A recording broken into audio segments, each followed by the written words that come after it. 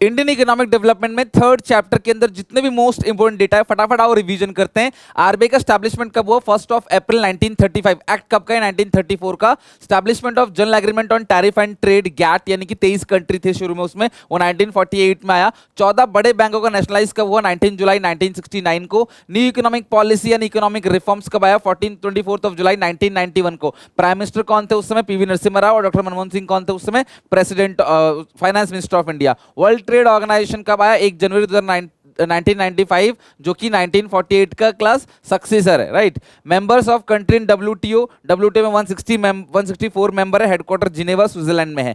Make in India initiative क्लास मोदी सरकार ने लॉन्च किया 2014 के अंदर। डिमोनेटाइजेशन कब हुआ इंडियन गवर्नमेंट का? 500 हजार के नोट का 8 नवंबर 2016 को। जीएसटी एक्ट पास हुआ पार्लियामेंट में 29 मार्च 2017। और जीएसटी का जो इफेक्ट आया कब आया? 1 जुलाई 2017 को। कोविड-19 इंडिया में 2020 में आया। कोविड मतलब कोरोना वायरस डिजीज, और डब्ल्यूएचओ ने नाम दिया था। मेक इन इंडिया जनधन योजना 2014 में मोदी सरकार ने लॉन्च किया। Under the new economic policy 1991 8 ऐसी इंडस्ट्री थी जो रिजर्व थी पब्लिक सेक्टर के लिए। नेशनलाइजेशन ऑफ आरबीआई कब हुआ? 1 जनवरी 1949 को। एक्ट है 1934 का। CPSE central public services enterprises, जो बेसिकली महारत्न, मिनी रत्न, नवरत्न के बारे में बताता है, वो सीपीएसई है। एमआरटीपी एक्ट पास हुआ था, कंपटीशन एक्ट 2002 को रिप्लेस किया। एमआरटीपी एक्ट कब का था? 1969 का। डिवैल्यूएशन हुआ था डोमेस्टिक करेंसी का 18 to 19%।